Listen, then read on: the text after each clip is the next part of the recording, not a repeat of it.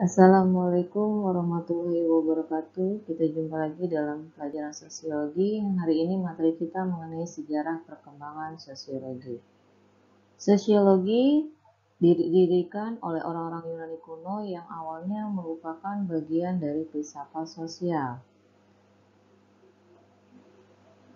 Karena dulunya pembahasan masyarakat hanya pada hal-hal yang menarik perhatian umum saja, seperti terjadinya perang pangeran Diponegoro dan terjadinya sebuah konflik sosial.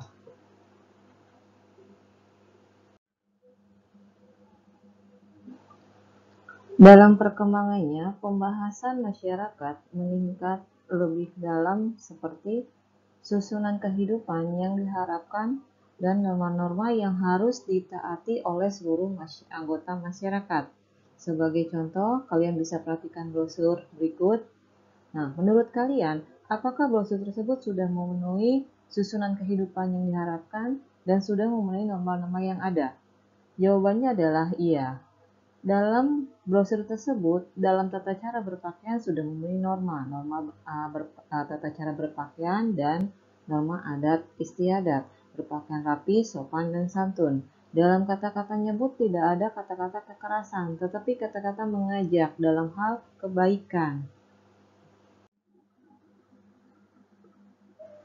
Dalam buku Sosiologi, Menyelami Sosial di Masyarakat pada tahun 2007 pada abad ke-19, seseorang filsafat asal Prancis yang bernama Auguste Comte mengungkapkan kekhawatirannya atas keadaan masyarakat Prancis setelah pecahnya Revolusi Prancis. Nah, di sini kita pertama kali akan membahas mengenai dampak dari Revolusi Prancis yang berbau positif, yaitu munculnya iklim demokrasi yang mendatangkan sebuah perubahan negatif. Banyak masyarakat yang mendemonstrasikan inspirasi mereka, yang mendemonstrasikan isi hati mereka kepada pemerintah setempat. Yang kedua adalah dampak akibat revolusi Prancis yang berbau negatif, yaitu konflik antar kelas yang mengarah pada anarkisme di dalam masyarakat, seperti adanya perbedaan kelas sosial antara kelas menengah atas dan kelas menengah bawah, atau antara masyarakat kaya dan masyarakat miskin. Sosiologi kemudian menjadi sebuah ilmu yang berkembang di Eropa, Jerman, dan Prancis. Eropa, Jerman, dan terakhir adalah Prancis. Pembahasan kita yang berikutnya adalah mengenai ciri-ciri dari sosiologi. Yang pertama adalah mengenai empiris. Ciri-ciri sosiologi pertama kita akan mempelajari mengenai empiris. Apa sih yang dimaksud dengan empiris? Empiris dalam ilmu sosiologi merupakan sebagai ilmu pengetahuan yang didasarkan pada observasi terhadap kenyataan dan tidak bersifat spekulatif. Yang berikutnya yaitu mengenai teoritis. Teoritis adalah sebagai ilmu pengetahuan yang dibangun menjadi sebuah teori yang disusun secara logis. Yang ketiga adalah kumulatif. Kumulatif adalah yang bersangkutan dengan kumulasi atau bersifat menambah. Sehingga sosiologi sebagai ilmu pengetahuan yang dinamis berkembang dari teori yang sudah ada, kemudian dikritis, diperbaiki agar teori tersebut dapat lebih relevan dengan mengikuti perubahan zaman. Yang keempat atau yang terakhir adalah non-etis.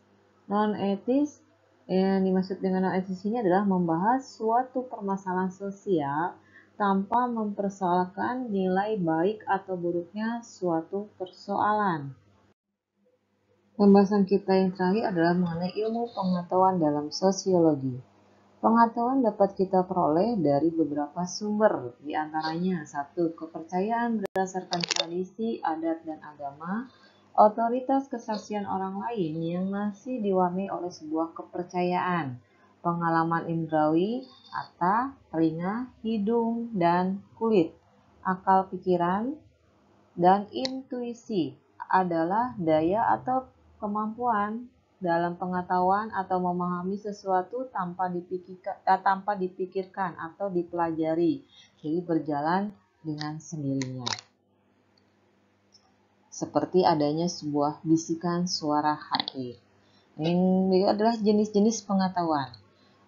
Pengetahuan ada beberapa jenisnya. Yang pertama adalah pengetahuan implisit, yaitu pengetahuan yang masih tertanam dalam bentuk pengalaman seseorang dan berisi faktor yang bersifat nyata. Yang kedua adalah pengetahuan eksplisit, yaitu pengetahuan yang telah didokumentasikan atau disimpan dalam wujud nyata berupa media, semacam koran, foto, itu berupa pengetahuan eksplisit. Kalau pengetahuan implisit terutama dalam pengalaman seseorang, misalnya kamu bercerita pernah berekreasi kemana, punya pengalaman berteman dengan siapa yang ada di luar lingkungan Sukasari. Terus yang ketiga adalah pengetahuan empiris atau a posteriori, yaitu pengetahuan yang lebih menekankan pada pengamatan dan pengalaman inti. Misalnya kamu punya pengalaman dalam pelajaran yang kamu sukai, misalnya kamu pernah juara olimpiade di SMP, pernah menjadi pimpinan dalam marching band, dan sebagainya. Yang terakhir adalah pengetahuan rasionalisme.